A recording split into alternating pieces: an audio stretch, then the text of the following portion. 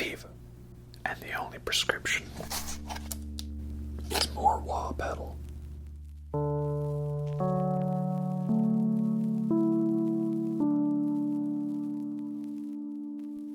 Hello everyone, and welcome to the ASMR review show, now featuring 101% more Crybaby bass wah pedal. But I think there's plenty of wah enough on this album. I don't know if we need any more, do we? Not the most relaxing sound. But anyway, we are here to talk about the new Metallica album, 72 Seasons, which is a reference to being 18 years, I believe. The whole formative years, those are it determines who you're going to be for the rest of life in some capacity or the other. So that's what it's about. New Metallica album, their first since 2016, with the album Hardwired to Self-Destruct, which then was 8 years after Death Magnetic. So lots of time between albums. In fact, here's a fun fact for you. It's been 40 years since the first album, Kill 'Em All, and therefore the midpoint would be 20 years. And what's at the midpoint? 20 years. Saint Anger in 2003. That means the album that was the most recently released album by Metallica when I first started listening to them is now the middle of their career. And that's just strange to me. I don't like that. Also, fun fact, Robert Trujillo, bass player, who I always have thought of as the new guy, has now been in Metallica for more time than every other previous bass player combined. Ron McGoverney, Cliff Burton, and Jason Newsted. That's insane to think about. I still think he's the new guy, but he's not. He's been around the longest. That's just how it is, man. Time flies. And of course, when you're touring for like 3 straight years every time you do an album, yeah, I guess it will take a little more time to make some record, sit down and do the music and all that. So, yeah, we finally have it. And is it good? Sort of. I was really hoping I would be able to do, oh, is it good? What does James Hetfield think? Oh, yeah. Yeah. Oh, yeah. But I cannot do that for this album because this one I think is going to be a bit of a grower album. It's good, but it's not great. And I feel like it's going to take me some time to listen to the songs a little more and really get them to sink in and appreciate them. Because for example, the first song they released was Lux Eterna, which was the short, fast, punchy song, basically this album's equivalent of the song Hardwired from Hardwired to Self-Destruct. And that's not very indicative of the rest of the sound of the album, because then there were the other songs, If Darkness Had a Sun and Screaming Suicide, and then just recently the title track, 72 Seasons. And yeah, it's they're good songs, but again, I wasn't the biggest fan when each of those came out. But then when I was getting around to listening to the rest of the album, I had those earlier songs already stuck in my head, the ones that I thought were kind of meh. Now I'm kind of coming up,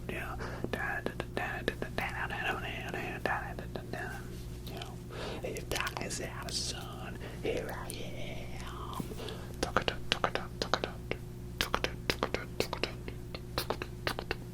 Right, that song that I thought was annoying and repetitive. Now it's actually a little more, okay, yeah, I get this, right? And then I was already noticing after a couple listens that those other songs now are starting to stick in my head. Sleepwalk your life away. Will my shadows follow? I don't want to say this is a review because I don't really like doing music reviews for new music, because who knows how this album's gonna stick around, you know? Is it gonna get better? Is it gonna get worse? Am I gonna keep listening to it? Is it gonna fade and be lost to the entropic decay of the universe and the inevitable passage of time, right? I don't know. Many albums I have listened to many times and not actually really fully grown to love them until many years later, you know? So I don't know if, you get what I'm saying here, right? This is a reaction, first impression style thing that might change over time, right? So, yeah, it's good, but it's not great. How does it do compared to the last two albums, which it shares a similar sound with, Hardwired and Death Magnetic?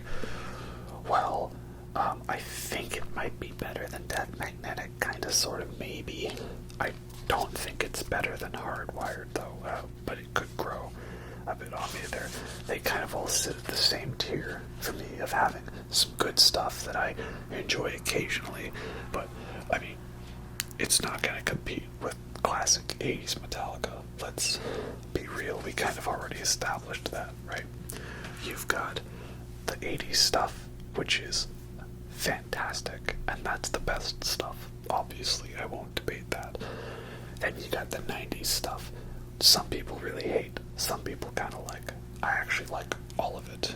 Even Load and Reload, I think, are great albums. I love the sound that they were going for, that very 90s, grungy, bluesy, country, western, Alice in Chains inspired sound. I like that a lot. Again, not better than 80s stuff, obviously, but very good and underappreciated. And all the covers on Crawshink are pretty good as well, so I like that. And then you got the 2000s era, Saint Anger to Death Magnetic to Hardwired to now 72 Seasons. And yeah, I'm not a fan much of the production on the songs, and some of them are kind of too lengthy, and they're just not as great, right? They're good, but not great. And I don't think Metallica's trying to capture Master of Puppets, Lightning in a Bottle, or anything like that, or Ride the Lightning in a Bottle, shall we say. They're just going for some good, fun, badass sounding songs, and if that's what you want, well, that's what you're gonna get. So the album delivers on that element. It was produced by Greg Fidelman. Yeah, and the sound that they've gone for on the last two albums, it's quite similar. So I can see them continuing to work with this guy because they found a mix that works. It's very loud.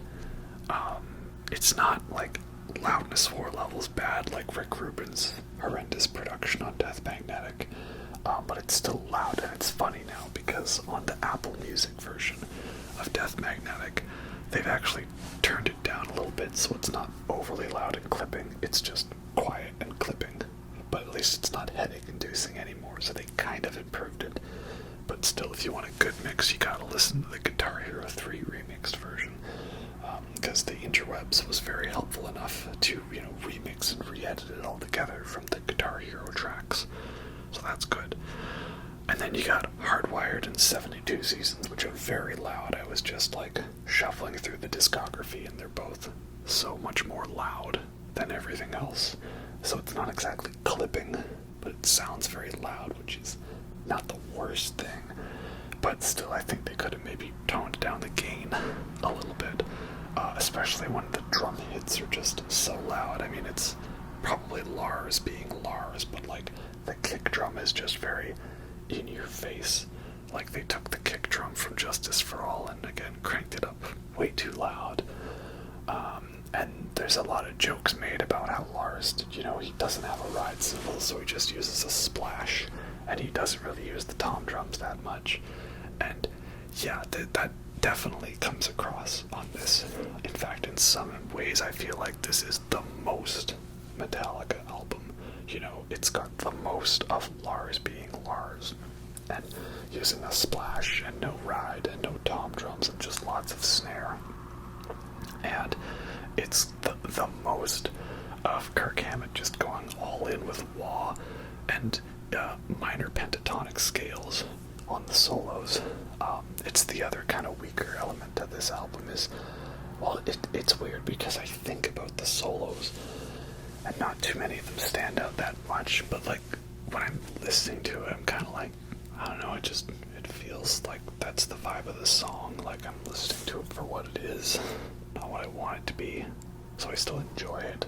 But like none of the solos in this are gonna be like Outlaw Torn or Fade to Black or One, Disposable Heroes, Master of Puppets. Nothing to the level of that great composition complexity. This is very just on the fly. It was one of the weaker elements of Hardwired because, you know, he had a master tape, but he left it in a cab. And so it didn't contribute much to the writing on Hardwired. So there's more writing credits to different members of the band, like Robert Trujillo and Kirk Hammett. But what's odd is that so many of the songs sound very samey and similar. In fact, I feel like this is one of the least diverse Metallica albums, because I look at an album like Hit the Lights or Kill 'Em All, and that one, people kind of talk about it for being just fast all the way through, but it's not really. There's a lot of different tempo shifts and dynamics to it, and there's clean guitars in a song, and then there's a bass solo song, right?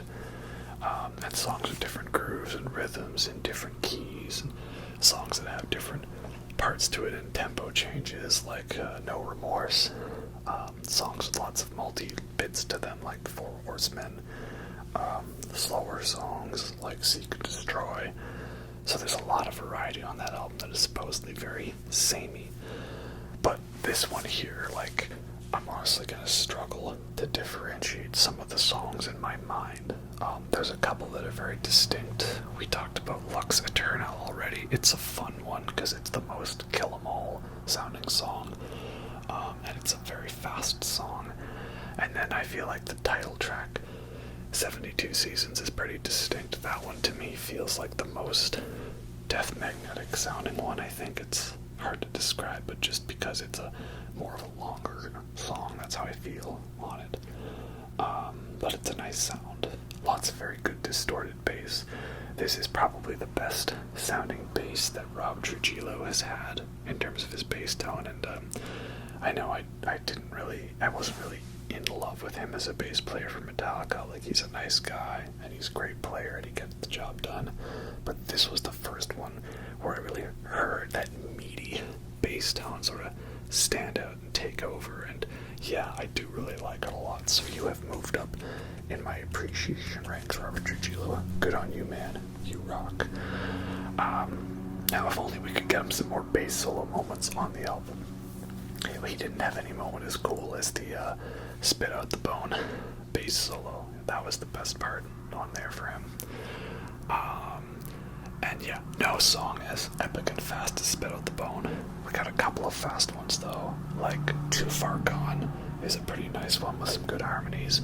And I really like, what is it, Room of Mirrors? Or is it Room of Mirrors? Yeah, it's a very fast one with lots of good harmonies and stuff and layered bits. Gives me a very, almost a Justice for All vibe in some of those layers, because you listen to Justice for All, and Justice for All is like an ogre, right? It's got layers, right? Layers on layers, like onions.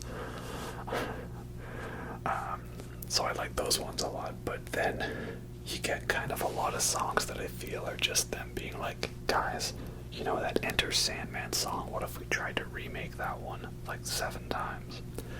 So like Shadows Fall, Sleepwalk My Life Away, Crown of Barbed Wire, If Darkness Had a Sun. A lot of those ones kind of blend all together for me, and they have good riffs and good moments in them. I especially like some of the bridge riffs they have in songs. They're very, very good, chunky riffs.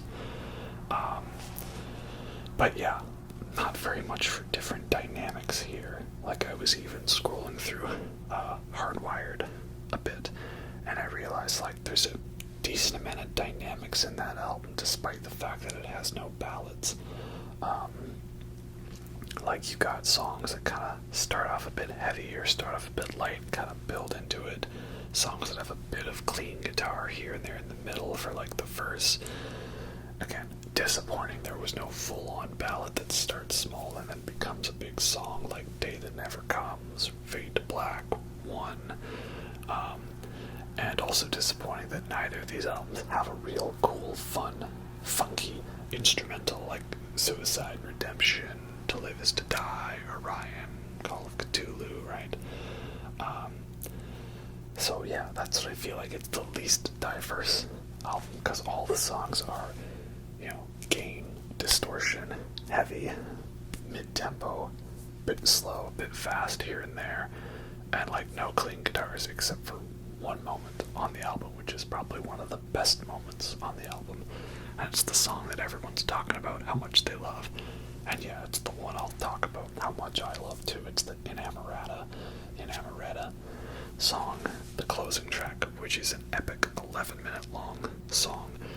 And it is the most unique song on this album. It makes me wish we could have gotten a few more moments like this one, because it's in C sharp, it sounds like to me. I'm just kind of listening by ear.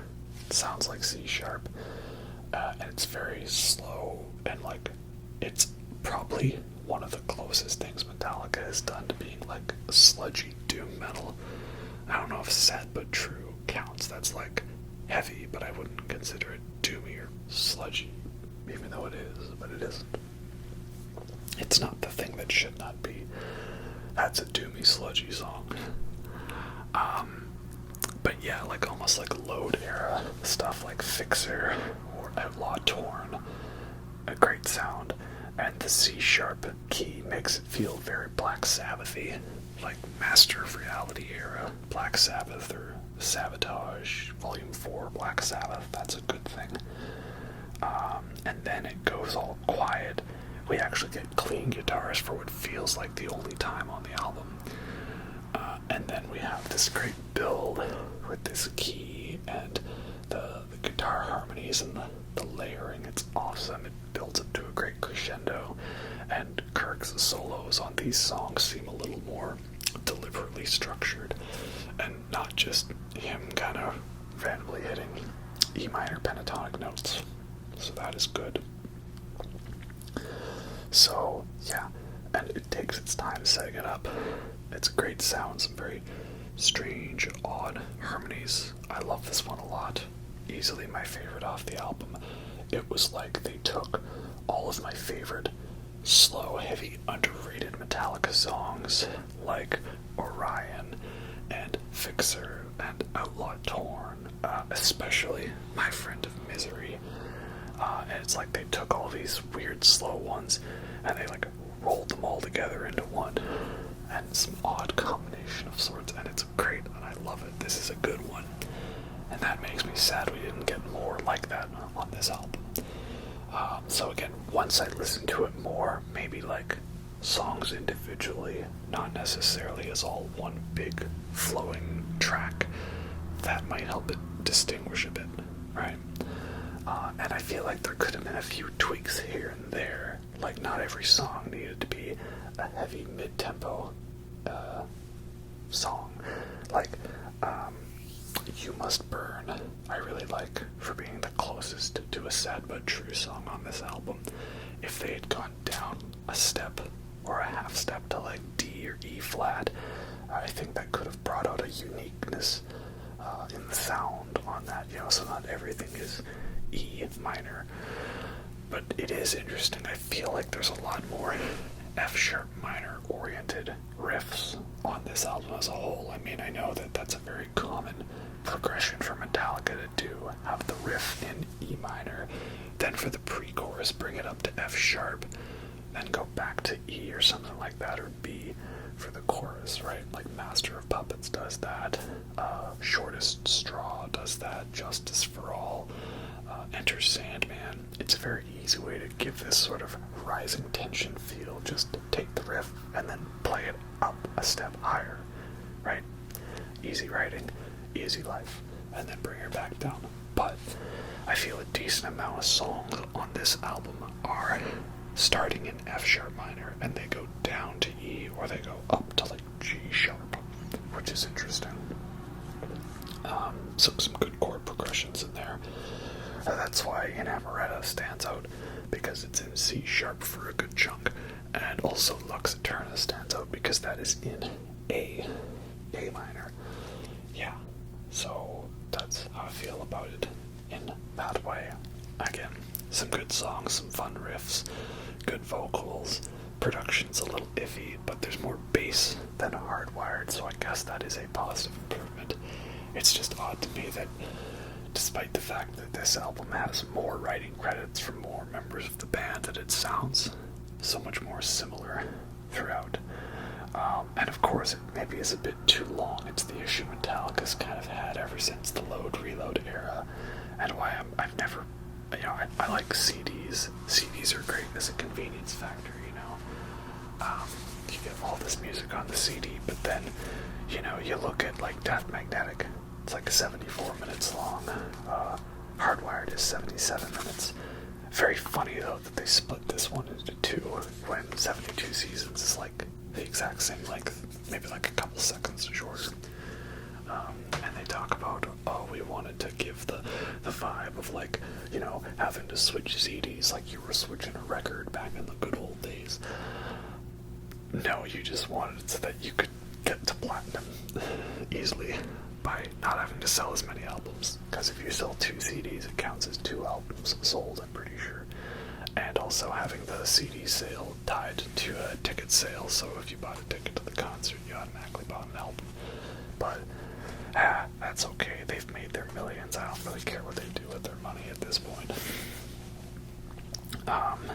But yeah, I am looking forward to seeing the songs live. I feel like they'll have a good energy live. I've already kind of been like listening and picturing how it'll sound, especially because live they'll probably tune the songs down to E flat like they do with most live performances these days. But yeah, CD length. So back in the day with a record, you had about 40 or so minutes, right?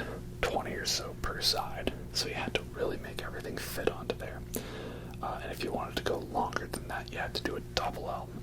So then you needed to add more music, and it was going to be more expensive. So you really had to try to make it like a big epic album that was worth your time, like Physical Graffiti or The Wall, right? But then you get to CDs, and now you've got albums that are like, well, they can't be as short as 40 minutes. That's a waste of space. They've got to be longer. So you need to add more music.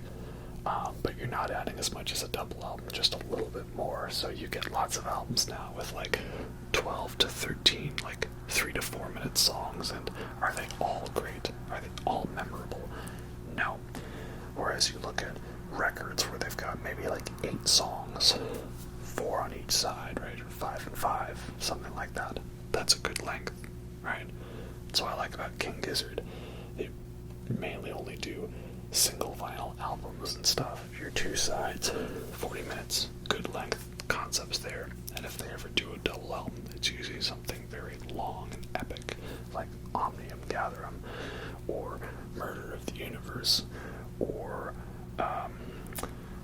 Ice, Death, Planets, Lungs, Mushrooms, and Lava. We also don't need Metallica to make a Kill 'Em All album again, because King Gizzard and the Lizard Wizard already did that with Infest the Rat's Nest, of course. But yeah, it's with this album the same thing I felt with a lot of albums, ditch a couple songs, make the album a little more tight, and then don't worry about getting the album up to 77 minutes, right? With how samey some of these songs are, I feel like bits and pieces could have been cut out of it here. Though, on the flip side of that, none of these songs feel like they're too long. It's a complaint I really had with Saint Anger and Death Magnetic, taking a 5-minute song and stretching it out to 8 or 9 minutes. Or, finding a 3-minute song that's good in the middle of a 7-minute song. But I didn't really have that issue with Hardwired, which was a good thing. And I don't really have that issue with this album either. They're mostly a good length, though I feel if the songs have to have a long intro, Could have been nice if there was more dynamics to it, you know? That's the thing. Dynamics. They've gotten less and less dynamic. Death Magnetic was a good balance of dynamics. 2 ballad songs on there.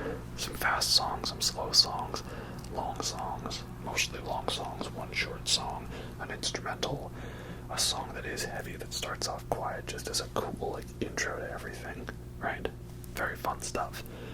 Hardwired, less diverse, less dynamic, no ballads. The closest thing is Halo on Fire, and I don't really count that because it starts heavy right off the bat, and then it builds in back up from a bit. So a good song, but not a true ballad. But then, you know, lots of slow, heavy songs, stuff like that. They tried to remake Am I Evil with Confusion, and now they've tried to remake that again with If Darkness Had a Sun. Yeah, that's that. So yeah, I mean, it's probably sounding like a more negative review than it actually is, but it's kind of easier for me to pick out, like, what I don't like, you know? It's like, what do you like about it? Well, the thing I like is good. What do you not like? Well, this specific thing here I think could be tweaked, and then I would like it better. You see what I mean? So, I am gonna have fun with this album. I do think I'll stick with listening to it for a while, and I think it's gonna be a grower, that it'll grow on me, and I'll learn to appreciate it more. But I don't see this one getting past, like, the B tier albums, you know? This certainly ain't S tier like Master of Puppets and Justice for All, and it ain't A tier like Ride the Lightning or Kill 'Em All, and it's probably not B tier like Black Album and Load and Reload. So I would give this one in like C tier, you know, probably around Hardwired and Death Magnetic. But again, C tier for Metallica is like A S tier for lots of other bands, right? Like, this is not a bad album. It's better than Saint Anger. It's better than Lulu too, even though I actually enjoyed Lulu. Yeah, so it's good, and it's fun, and it rocks, and it's heavy. You want some music to be heavy, to have fun. Yeah, it's a good album for it.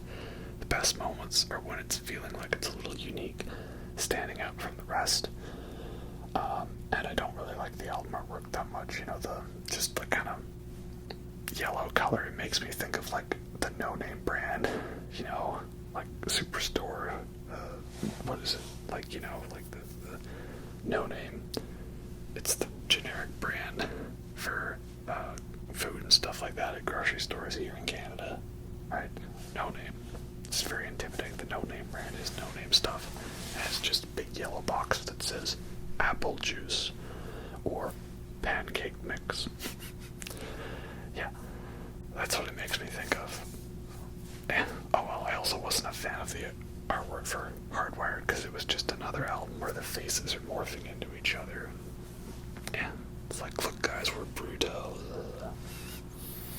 Not a fan that much. But, yeah. So again, it probably sounds all over the place, but this is what happens when I try to review albums after having just listened to them a couple of times, and I might change my mind on it. So I'm feeling not as good as Hardwired, not as solid. Might change that in a couple of years.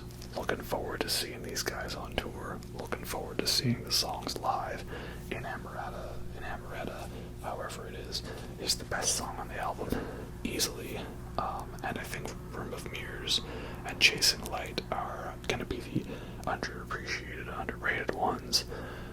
Screaming Suicide has been the biggest one to grow on me. I like that. Lux Eterna is definitely the most simple, old school, fun song. Sleepwalk Life Away, Shadows Fall, Crown of Barbed Wire, those ones kind of all blend together for me. You Must Burn is fun. It's a very doomy, heavy song that is good. The title track's a good intro to everything, a good way to set things up. And Too Far Gone is kind of the most average one on the album, but it's got some nice harmonies. That's that.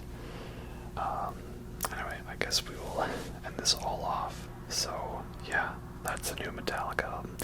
If you didn't already, go check out my Metallica vinyl video long. It's amazing because I just ranted for as long as I wanted on each album. I didn't care. Probably wouldn't do that again. And also, if you like Metallica, I made a Justice for All medley cover to show off this guitar that my friend made and is trying to sell. It's a Damage Justice era tour guitar, kind of a combination of them. He's done a custom paint job on a LTD Explorer and installed new pickups. So yeah, that's a fun one. And it's especially fun because people thought I wasn't actually playing the guitar because it was unplugged in the video, because you just shoot a music video that way. I didn't record it out in the forest. But it's funny how people thought I was just miming along to the actual Justice for All album. Like, I thought my cover was good, but I didn't think it was like pitch perfect, accurate to, the actual album. So thank you. I'll take that as a compliment.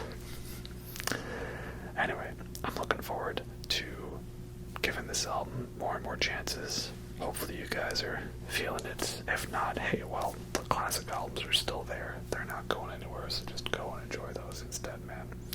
But whatever you do, you keep on rocking on. Hope you enjoyed that, and I'll catch you next time.